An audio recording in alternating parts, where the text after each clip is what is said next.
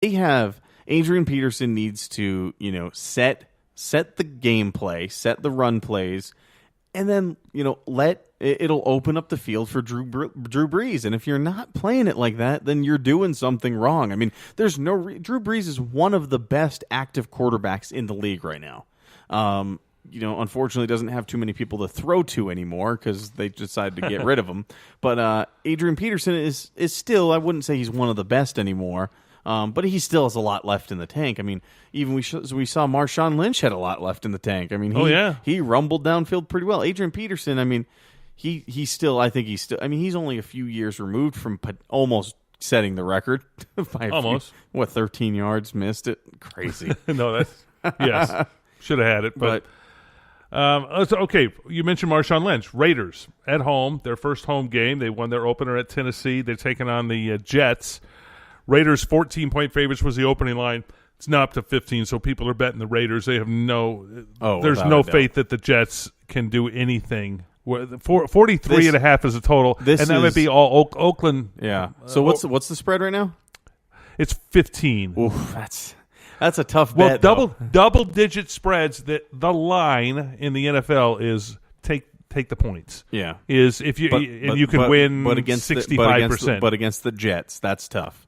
I could easily see the Raiders winning by 20 points this game, without a doubt. Yeah. I could see it. But, that's a tough bet. I'm not going to say it's the lock of the week by any means. But I am starting David Carr on 2 of my fantasy teams. So how about Derek Carr? You could start him David. instead. David again. Okay, I'll start Derek Carr because David would be a bad choice. You won't get any points off him. I'll make sure it's Derek Carr. Not the first time, nor will be the last that have done that. But anyway, Rams at home against the Redskins. They get 2 weeks at home, which is a rare anomaly there, if you will. They're minus 2.5 at home against the Redskins, which I'm going with the Rams. Okay, last year I was chasing the Rams in my league. I couldn't get the Rams right. I would take them when they I bet you I won 2 or 3 games with the Rams against the point spread. Talking about, I just could not get them right. Now I knew they lost a lot of games; they were a horrible team. Okay, but point spread is a different beast in calling that one. So week 1, again with this bad history, I took Indianapolis. Yep. Yeah. Indianapolis +3, and I thought, Indianapolis, how bad can the Colts can? The Rams suck. The Rams, I'm glad to see Todd Gurley doing something. He got 60 yards and a touchdown, I believe. Jared Goff, it looked for real. So maybe with a new coach, Sean McVay, they got a new kid as coach. 34 years old. 30, so. I think he's 31. Double check on that one. I've heard 31 quite a few times. I don't have his birth certificate in front of me, but I'm pretty sure it's 31. But anyway, they are 2.5-point underdogs. The Rams minus 2.5. Against the Redskins, and I'm going with the Rams this weekend. I think that's a safe bet against the Redskins. Obviously Goff last week 306 yards and a touchdown. I mean Gurley it was 40 yards and a touchdown. Their receiver Kupp 76 yards. I like Kupp, man. Yeah. Kupp is fun to watch. 4 receptions for 76 yards with a touchdown. I mean, he was getting some big plays out of that. I mean, you're not talking about dinks and dunks. I mean, he took a couple big, long hits. I mean, decent. Rams have been solid on defense over the years. It's good to see that they actually won against an AFC team. Rams are known for losing to everybody except their own division. So they usually win against Seattle. That's the Seahawks. Oh no, Seahawks. They have Seattle's number all those years, but I'm going to throw out all of those trends with the Rams, and I should have done it week 1, but now I'm officially wiping the slate clean with Sean McVay. I'm going to say that he's the eraser. Hopefully, he's erased all of those. Now I know it's just one game. But I think he's erased all those bad things of the Rams. You finally, you're coming around. I want to see it, so I'm going to see it. Green Bay last week beat up on Seattle too. I mean, that was okay. Let's go here. Green Bay at Atlanta now, and that's Atlanta Falcons are -3, at home. So they're opening that new Dome Stadium on Sunday night. First such NFL game. Such a gorgeous stadium. That spaceship. The Mercedes-Benz Stadium. I like that. Okay, how does that thing open up top? It's like a twisty thing. It's spinny. Yeah. Kaleidoscope opening thing up top. But the thing is, Atlanta barely squeaked by against Chicago still. So Chicago ain't bad. Which doesn't. I didn't say they're good. I didn't say they're good. They're just not bad. But I think Chicago ain't bad. So Green Bay's going down to Atlanta. That's gonna be interesting for I think. And what's the point spread on that? It's 3. Atlanta Falcons -3. -3. Okay. Well, they expect a lot of points to be scored. 53.5 on the total. Well, yeah, you got Matt Ryan going up against Aaron Rodgers. Yep. These are gunslingers. I'm gonna go with Green Bay on this. Take Green Bay. I've already got it in my league. I think I put Green Bay on there. And I'll keep you posted how, because that is okay. And this is documented 9-5-1. Not like, and I don't have money on it. We have some money in the league. Yep. But it's not. I'm not playing these every week. But I'm happy about the start. But I'm going to have a week where I'm going to go 3-14. So or 3. What's my math? No, 3. Yeah. 3. What throws it off is that you guys do the 12. The point spread. If you just had to pick the teams, it'd be easier. But with the points, that makes it a lot more. No, difficult. it is a point. It is the point spread. So that's what that's the challenge, obviously. So good game to watch that I'm looking forward to this weekend is Minnesota at Pittsburgh. Minnesota looked good, and I like the Vikings getting 7. They're getting 7 at Pittsburgh. Oh no, the Vikings, they are for real. The Vikings, they've got a defense that was phenomenal in that opener, and Sam Bradford though, man, it's a kid out of Oklahoma. Yeah, so I mean, he's he definitely did some work. The running game was on point, and their defense was stellar. So I mean, they're going into Pittsburgh. They're still Pittsburgh under Roethlisberger and being able to just throw the ball downfield. Pittsburgh is always going to be something to mess with. But that's going to be a very interesting game this week.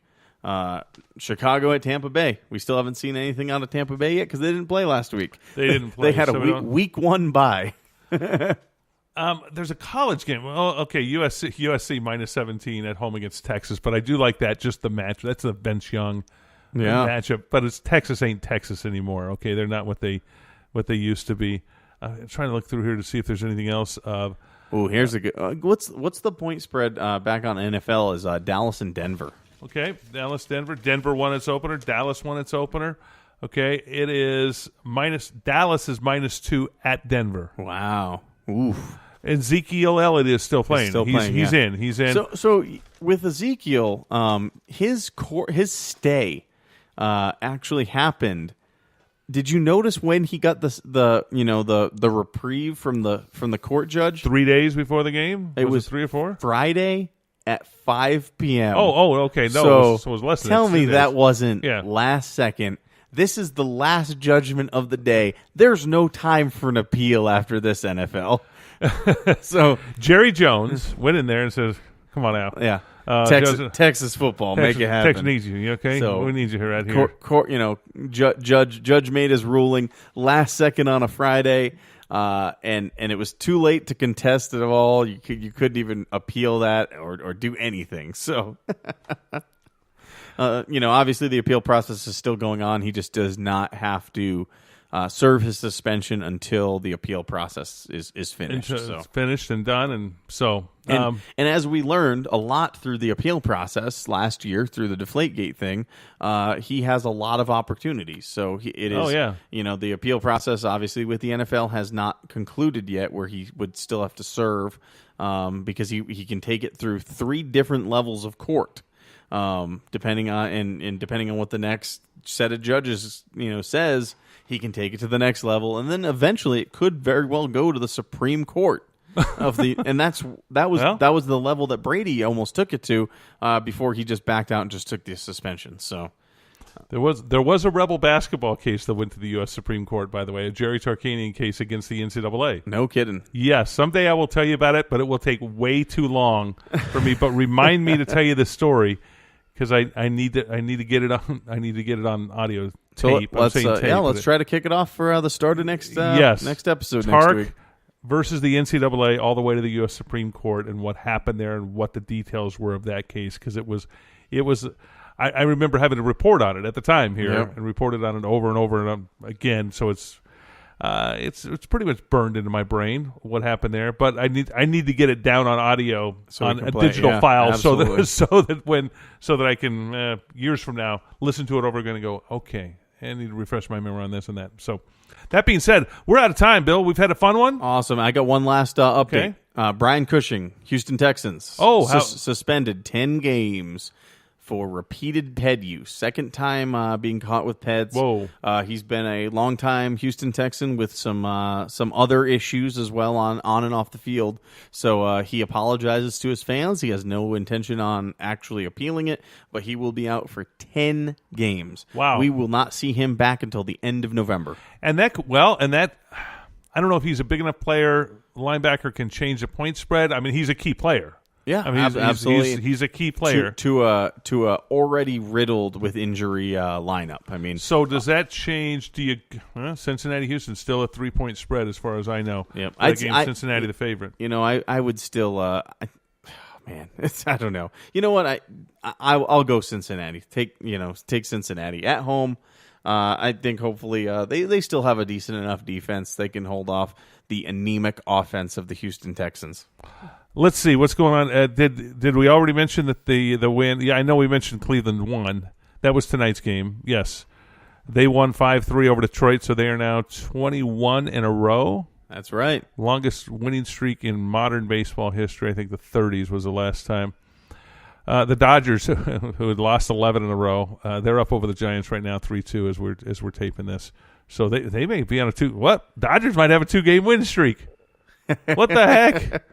So baseball playoffs, we'll keep you posted on where that goes, because that's getting down to crunch time now for the wild card stuff and everything that's happening there. But and last quick update: Oakland A's want to build a new ballpark next to Laney College in Oakland. So no, that's okay. Because there have been rumbles here in Vegas of. If the Raiders are going to move, why doesn't Oakland move? Yeah, well, it looks like they want to build a new stadium in Oakland. So this is their chance to really capitalize on the sports out there. Who's going to pay for it? That's a good question. So I want to. I want to build. I want to build a baseball stadium in Summerlin for the 51s to come up here and move and be up in my neyborhood, so I don't have to go downtown to watch their games. Yeah. Well, I also want to build a stadium for the Red Sox to come out and do. You do? Well, anyway, you're in a neighborhood that would fit. Yeah, I am. Yeah, so we could just put the stadium there. So anyway, yeah, that's. I just wanted to give that last bit of breaking news. Let me, if you don't mind, I'll give some of our social media info again. Yes, please do. Okay. Follow us on Twitter at Vegas Sportscast. Also on Facebook, we are Vegas Sportscast. Like I said, the website will be up and running. It is under construction still, and our apologies. It'll be thevegassportscast.com. That'll be up early next week with some breaking articles, news, and other analysis that we put up there. We are on Spreaker. We're on iTunes. We are on Google Play. We are on iHeartRadio. So we are everywhere that you want us to be. Download us. Tell a friend. Subscribe, and tell a friend. All right. Bill O'Donnell, Ron Futrell. Hope you had a fun one, and thanks for listening, everybody. Bye for now. Later.